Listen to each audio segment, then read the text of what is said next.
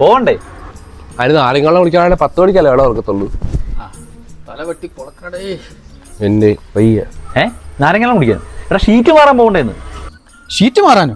ശ്രീകാന്തേ, നിന്നോട് 100 തവണ പറഞ്ഞിട്ടുണ്ട് ഈ ആവശ്യമില്ലാതെ ഞായറാഴ്ച ദിവസം വള്ളിക്കെട്ട് പണിയൊന്നും പിടിച്ചോണ്ട് വരരുത്. ഞങ്ങൾ വരത്തില്ലേ?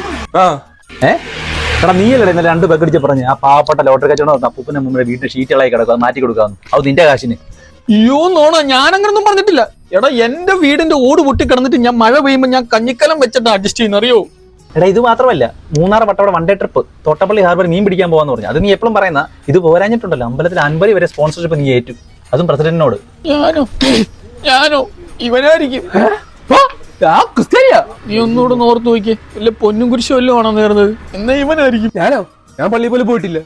ഇടി നീ പറയുന്ന ഒന്നും ഞങ്ങൾക്ക് രണ്ടുപേർക്ക് ഓർമ്മയില്ല. നിനക്ക് ഇതെങ്ങനെയാണോ ഓർത്തിരിക്കുന്നത്? അതിന് ഞാനാകെ ഒരു ബിയറിൽ അടിച്ചുള്ളൂ. നീയൊക്കെ പറഞ്ഞ എല്ലാം എന്റെ തലയിലുണ്ട്.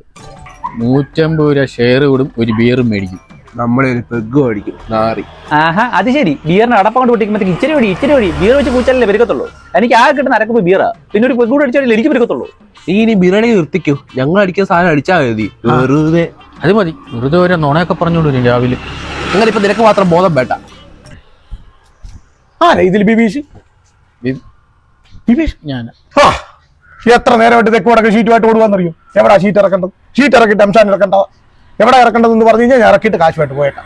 ഞാൻ ഷീറ്റൊന്നും എടാ നിനക്ക് ഓർമ്മയില്ല, നീ പറഞ്ഞിട്ടില്ലേ ഇന്നലെ ചേട്ടൻ്റെ കടയിൽ വെച്ച് ഷീറ്റ് ഓർഡർ ചെയ്ത്? എന്നിട്ട് അളിയാ പോട്ടെ, ഒരു നല്ല കാര്യത്തിന് വേണ്ടി അല്ലടാ.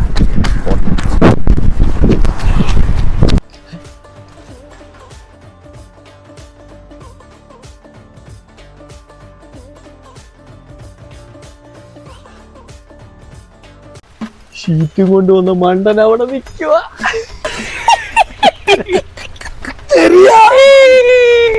ഞാനല്ലേ ഷീറ്റ് കൊണ്ടുവന്നു?